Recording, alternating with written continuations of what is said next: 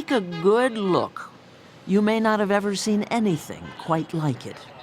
Workers protesting because their boss was fired. ATD! ATD!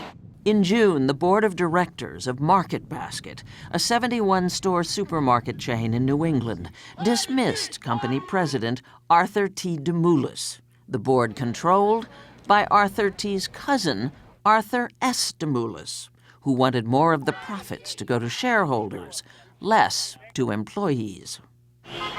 In what amounted to an epic family feud, Market Basket stores hemorrhaged money, an estimated $1 million a day, thanks to a customer boycott in sympathy with the employee walkout. No one will ever walk out. 20,000 people will walk out for one man.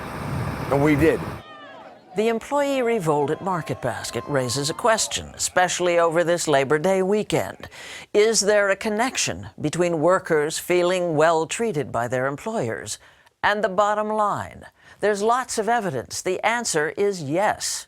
Here's just one example. Tracked for 15 years, stock in Fortune magazine's 100 best companies to work for in America way outperformed both the S&P 500 and the Russell 3000 indices. For every one good company, great place to work, how many awful ones are there? I think it's more like the vast majority are mediocre. Robert Levering knows the good from the bad. He's one of the creators of the 100 Best Companies to Work For list.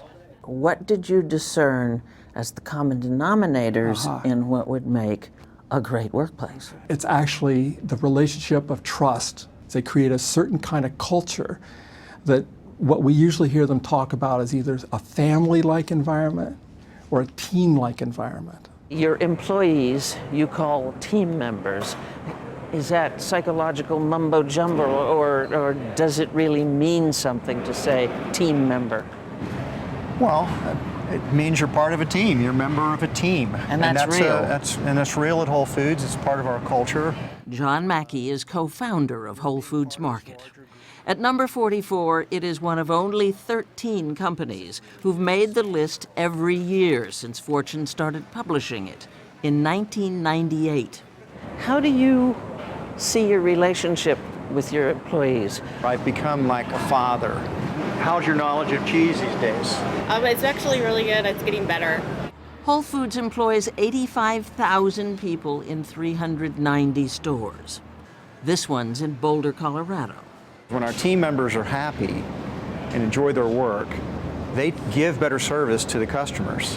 And then if customers are happy, they continue to shop at the store, they market through word of mouth, and the business flourishes, it prospers. What's so different about working at Whole Foods? For starters, employees themselves hire their co-workers by voting them on or off their teams, survivor style. They get bonuses based on how the team performs. Healthier living means a higher employee discount, 30%. People want more than just to earn a living. People want meaning, they want purpose, they want to feel like their work is making a difference in the world. Do employees actually buy in? Just listen. For some people, they hear team member, all that kind of stuff, and think, oh, please. Are you kidding me? Yeah, I know. Louis Karp is a store team leader, AKA store manager.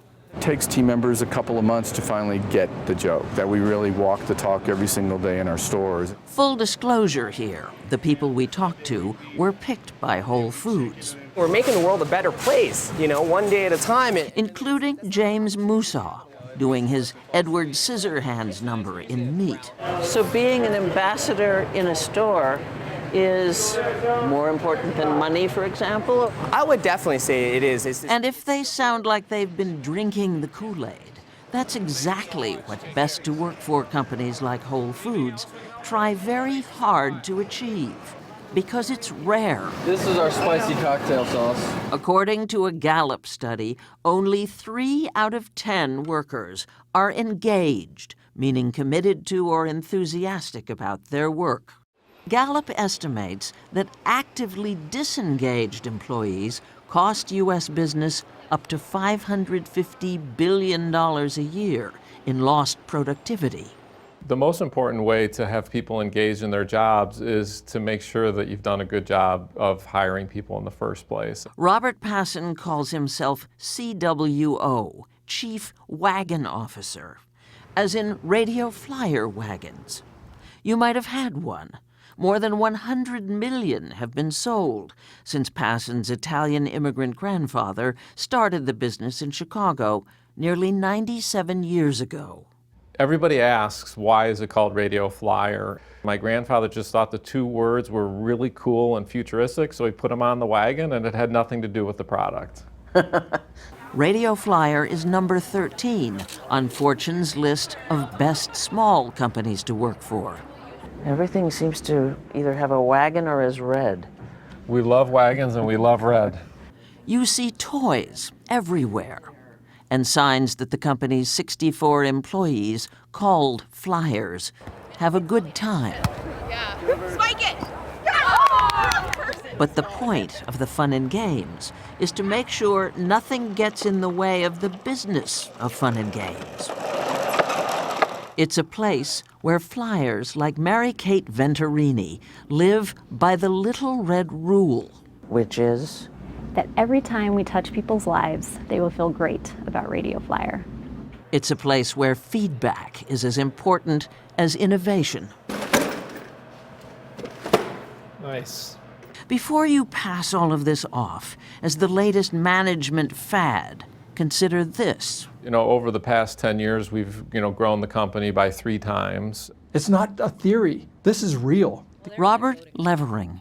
These companies that we talk about, the Radio Flyer or Whole Foods and so on, these are real companies with real people that are doing things in a way that succeeds. That's a message that companies can get. Oh, a postscript to the market basket fight we told you about. We did it. We won. We have IDT back. That's all we wanted. Late Wednesday, the board agreed to a $1.5 billion deal in which Arthur T. will buy out his cousin, Arthur S. Instead of demonstrating, the employees have been out celebrating and are already back on the job.